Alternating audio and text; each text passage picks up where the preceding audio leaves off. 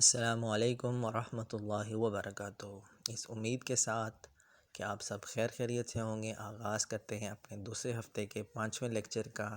الحمدللہ ہم نے جو خصوصی لیکچرز کا سلسلہ کل سے شروع کیا تھا، آج اس کی دوسری قسط ہوگی، اس کا دوسرا سبق ہوگا۔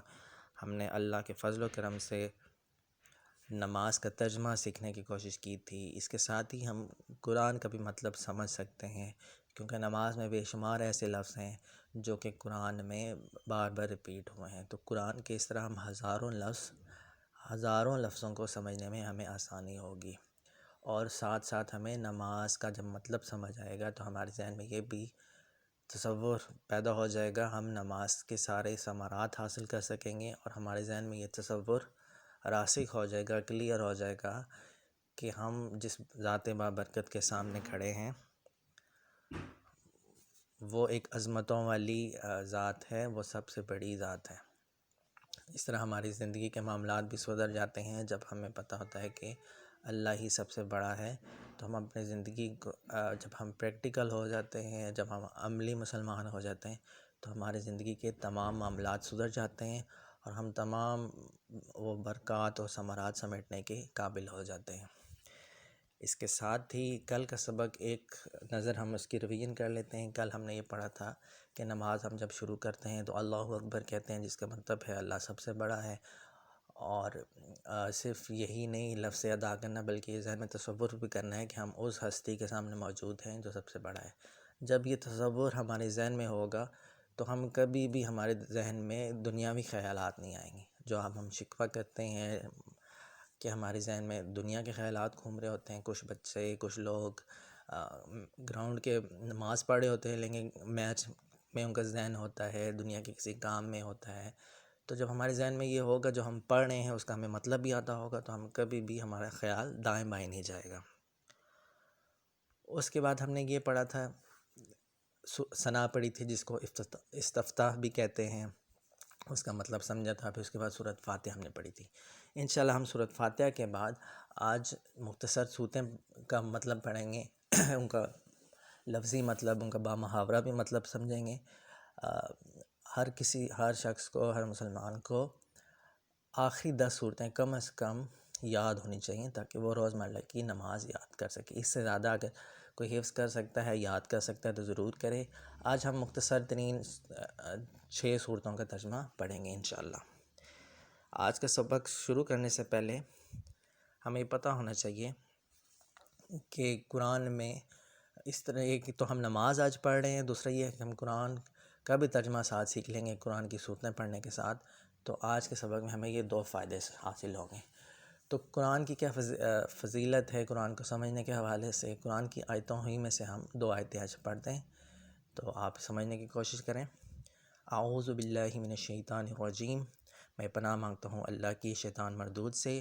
بسم اللہ الرحمن الرحیم، اللہ کے نام سے شروع، کہ اللہ تعالیٰ کے نام سے آغاز کرتا ہوں جو بہت مہربان نہایت رحم والا ہے۔ کتاب انزلناہ، یہ ایک کتاب ہے جسے ہم نے نازل کیا ہے، تمہاری طرف، علیکا، آپ کی طرف، مبارکن، بڑی برکت والی ہے، لیدبروا، تاکہ تم غور کرو۔ تدبر کا لفظ اردو میں بھی استعمال ہوتا ہے، ٹھیک ہے، غور و فکر کے معنی میں ہوتا ہے۔ آیاتی ہی، اس کی آیتوں پر، آیاتی ہی آ جاتا ہے تو اس کا مطلب ہوتا ہے اس کی، ٹھیک ہے۔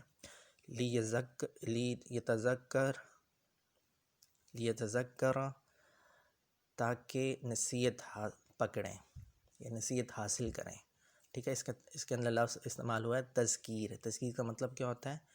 نصیحت حاصل کرنا، سبق حاصل کرنا۔ اولو الالباب، عقل والے، الباب کہتے ہیں عقل والے، اولو الالباب، اہل عقل، ٹھیک ہے۔ تو قرآن کے نازل ہونے کا کیا مقصد ہے؟ کہ اہل عقل اس سے غور و فکر اس کی آیتوں میں فکر کریں اور نصیحت حاصل کریں۔ غور و فکر کرنا اس کا مقصد ہے قرآن کا، اور نصیحت حاصل کرنا مقصد ہے۔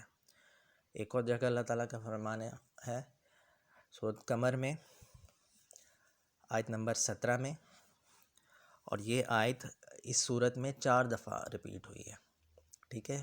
یہ جو آیت ہے سورۃ قمر میں 4 دفعہ ریپیٹ ہوئی، یہ آپ کے ذہن میں ہونا چاہیے۔ سورۃ قمر میں یہ آیت آئی ہے، 17ویں آیت ہے، 22ویں آیت ہے 22، پھر 32 اور پھر 40، یہ 4 دفعہ ریپیٹ ہوئی ہے۔ وَلَقَدْ يَسَّرْنَا الْقُرْآنَ لِلذِّكْرِ، اور البتہ یعنی یقیناً، یسرنا ہم نے آسان کیا ہے قرآن کو، کس کے لیے؟ للذکر، نصیحت کے لیے، ٹھیک ہے۔ تو قرآن کے ہم نے 2 مقصد پڑھ لیے ہیں، ایک تو یہ کہ اس میں اہل عقل جو ہیں وہ غور و فکر کریں اور اس سے نصیحت حاصل کریں، سبق حاصل کریں، اور دوسرا یہ کہ اللہ تعالیٰ کا اپنا فرمان ہے کہ ہم نے اس کو آسان کر دیا سمجھنے کے لیے۔ جب اللہ تعالیٰ ہی کہہ رہے ہیں کہ آسان ہے سمجھنے کے لیے، تو ہمیں یہ پریشان نہیں ہونا چاہیے کہ یہ کلام مشکل ہے سمجھنے کے لیے۔ اس کے بعد ہم آج کی پہلی آیت پڑھتے ہیں۔ اعوذ باللہ من الشیطان الرجیم، بسم اللہ الرحمن الرحیم۔ والعصر، قسم ہے زمانے کی، ٹھیک ہے۔ واو یہ ہے قسم کے معنی میں آیا ہے، ٹھیک ہے۔ اکثر صورتوں میں آپ نے دیکھا ہے واو جب آ جاتی ہے تو ہم اللہ تعالیٰ کسی چیز کی قسم کھاتے ہیں، یعنی کہ اس کی امپورٹنس کے لیے، اس کی اہمیت کے پیش نظر، ٹھیک ہے۔ تو عصر کا مطلب عصر کا وقت بھی لیا ہے مفسرین نے، اور زمانے سے بھی لیا ہے، ٹھیک ہے، کیونکہ گزرتا ہوا وقت، ٹھیک ہے۔ اللہ تعالیٰ نے گزرتے وقت کی قسم کھائی، اور انا کا مطلب ہوتا ہے بے شک، ٹھیک ہے، یا بلا شبہ، بغیر کسی شک کے۔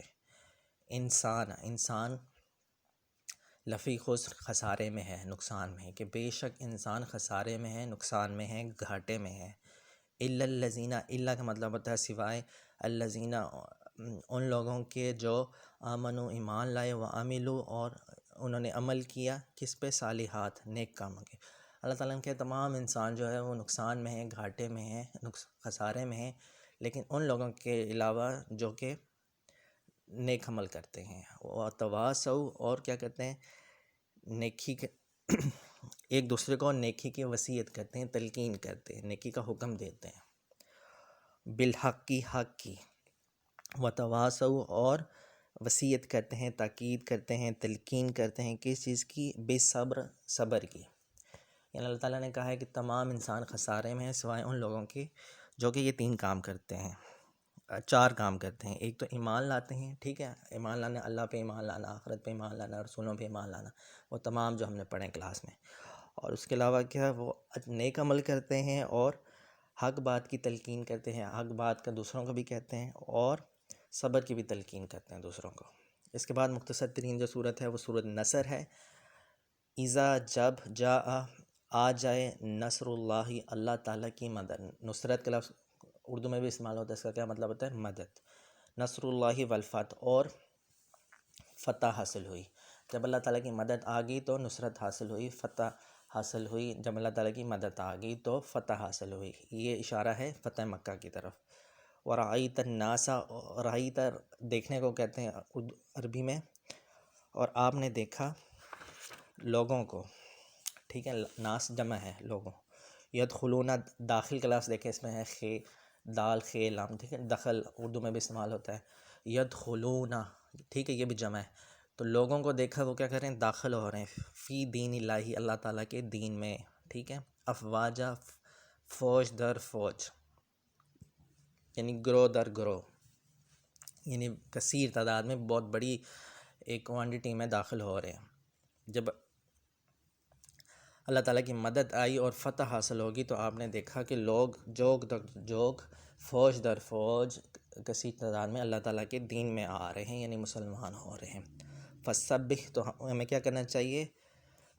پس آپ تسبیح کیجئے، ٹھیک ہے، آپ تسبیح بیان کیجئے، بحمدی ربی، بحمدی، دیکھیں حمد کا لفظ اس میں آیا ہے، میم دال، حمد کے ساتھ، اللہ تعالیٰ کی تسبیح بیان کریں حمد کے ساتھ، بے ربی کا، اپنے رب کی، واستغفر، اور بخشش مانگیے اس سے، ٹھیک ہے۔ 2 کام کریں، الحمدللہ، ٹھیک ہے، زبان سے بھی کہنے سے الگ شکر ادا ہوتا ہے، اور پریکٹیکلی بھی آپ اللہ تعالیٰ کی نافرمانی نہ کریں، اور دوسرا استغفار کریں، ٹھیک ہے۔ انہو، بے شک وہ، کان توابا، توبہ قبول کرنے والا ہے، ٹھیک ہے۔ آپ اللہ تعالیٰ کا شکر ادا کریں اور اس سے استغفار کریں، بخشش مانگیں، بے شک وہ توبہ قبول کرنے والا ہے۔ اس کے بعد ہماری نیکسٹ صورت ہے صورت اخلاص۔ قل، آپ صلی اللہ علیہ وسلم کہہ دیجئے، فرما دیجئے، ہو ہوا وہ، اللہ اللہ، احد ایک ہے، یکتا ہے.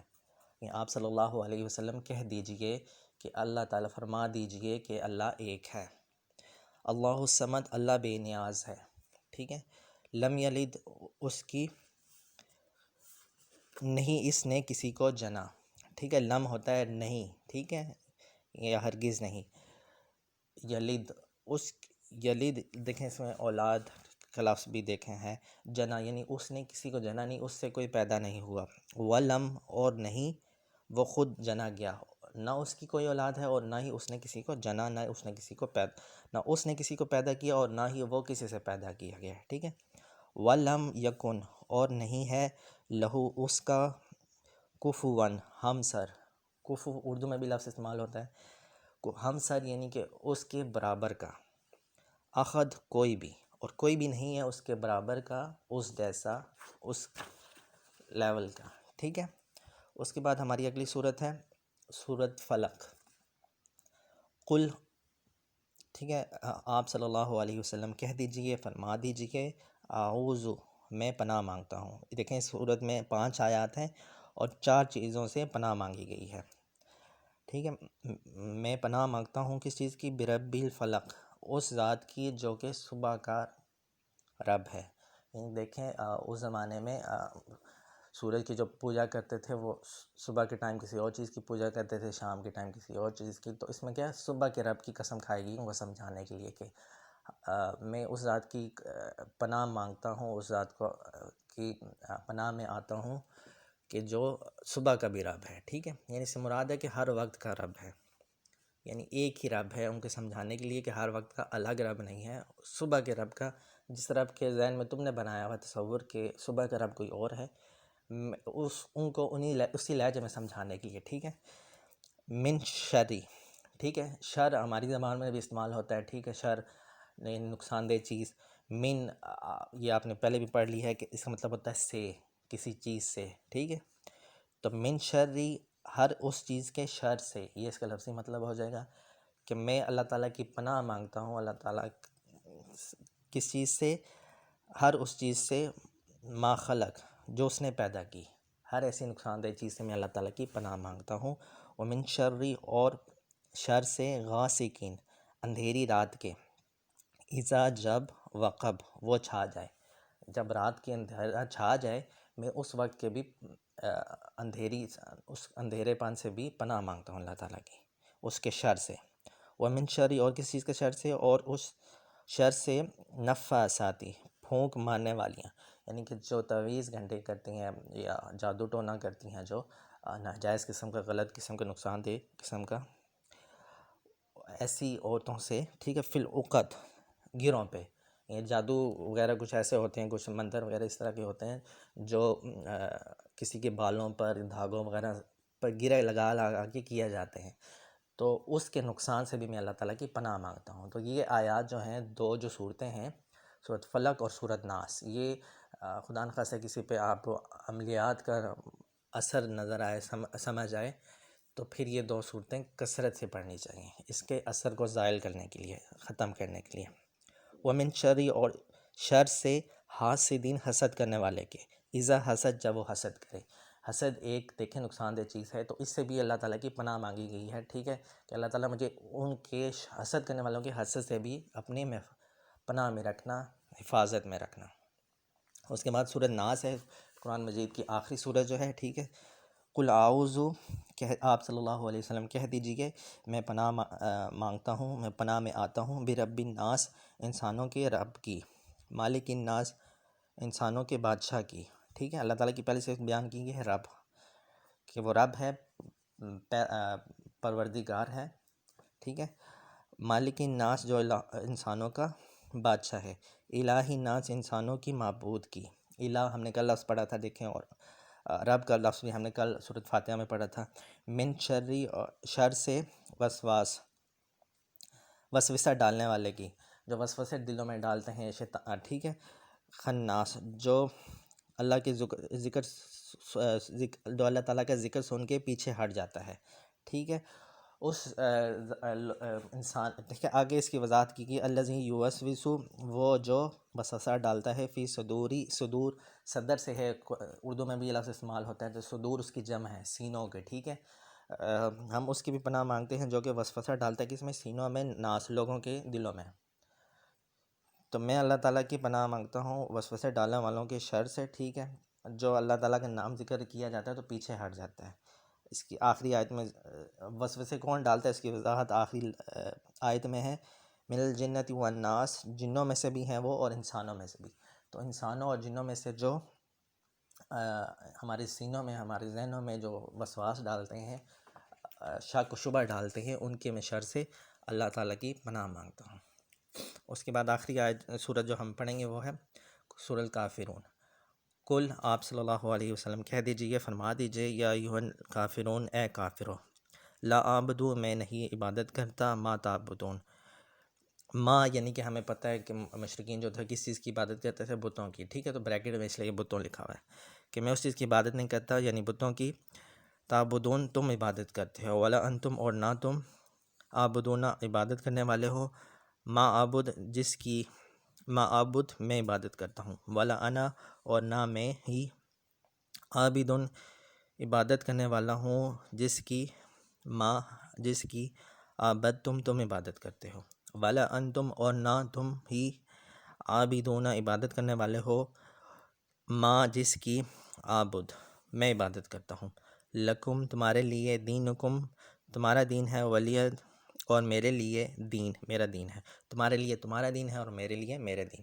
اس کے ساتھ ہی یہ 6 صورتیں ہم نے پڑھ لی ہیں۔ اللہ تعالیٰ سے دعا ہے کہ جب کبھی ہم پڑھیں ان صورتوں کو تو ہمارے ذہن میں ان کا مفہوم بھی ہو۔ تو اس کے ساتھ ہی آج کی ہم مصنون دعا بھی پڑھ لیتے ہیں، ٹھیک ہے۔ آج کی مصنون دعا ہے الحمدللہ، ٹھیک ہے۔ جب بھی کوئی اچھی چیز، اچھی خبر سنتا ہوں تو کہتا ہوں، جب بھی آپ اچھی خبر دیکھیں، نیچے لکھا ہوا تصویر کے، جب بھی آپ کوئی خوشخبری سنیں تو الحمدللہ کہیں، ٹھیک ہے۔ الحمدللہ، ہمیں جب بھی اللہ تعالیٰ کی کوئی نعمت حاصل ہو تو شکرانے کے طور پہ ہمیں اللہ تعالیٰ کا شکر ادا کرنا چاہیے، جی۔ جب بھی کوئی اللہ تعالیٰ، ویسے تو ہر ٹائم کرنا چاہیے، لیکن خاص طور پہ جب بھی آپ کو خوشی حاصل ہو تو اللہ کو یہ جو تسبیح بیان کرنا ہے الحمدللہ، یہ ایک مسنون سنت عمل ہے، ٹھیک ہے۔ تو اللہ تعالیٰ آپ کی خوشیوں میں برکت ڈالتا ہے، ٹھیک ہے۔ تو اس پہ ہم اپنا پریکٹیکل لائف میں اس چیز کو لانا چاہیے۔ کل جو ہم نے پڑھا تھا کہ بسم اللہ یا بسم اللہ الرحمن الرحیم کسی بھی کام کرنے سے پہلے آپ نے پڑھنا ہے، اسی طرح الحمدللہ جب بھی کوئی آپ کو خوشی حاصل ہو، جب بھی آپ کو کوئی نعمت حاصل ہو تو پڑھنا چاہیے۔ اللہ تعالیٰ سے دعا ہے کہ ہمیں ہماری زندگی میں امن لائے، سلامتی لائے، ہمیں باعمل مسلمان بنائے۔ والسلام علیکم ورحمۃ اللہ وبرکاتہ۔